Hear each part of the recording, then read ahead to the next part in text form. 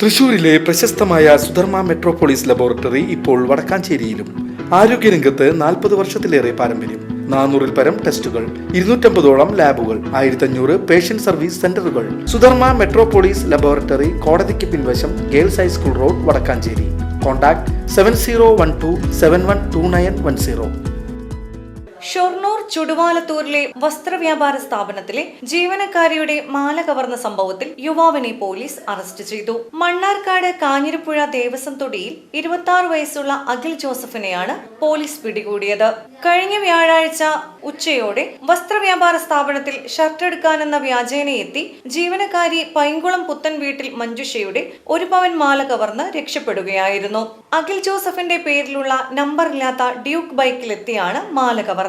Shirt വാങ്ങിയ ശേഷം തുക ഗൂഗിൾ പേയിൽ നൽകുകയും ചെയ്തിരുന്നു. കടയ്ക്കുള്ളിൽ പോലും ഹെൽമെറ്റ് ധരിച്ചെത്തിയ അഖിൽ ജോസഫ് ബില്ല് എഴുതുന്നതിനിടെയാണ് മഞ്ജുഷയുടെ കഴുത്തിൽ നിന്ന് മാല കവർന്നത്. സ്ഥാപനത്തിനകത്തെ CCTVയിൽ നിന്ന് ദൃശ്യങ്ങൾ ലഭിച്ചെങ്കിലും തിരിച്ചറിയാനായില്ലെന്ന് പോലീസ് പറഞ്ഞു.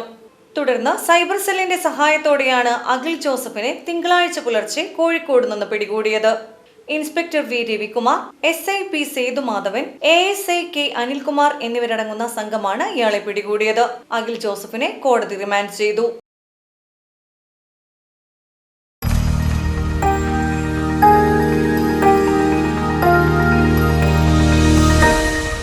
You are watching VCV News.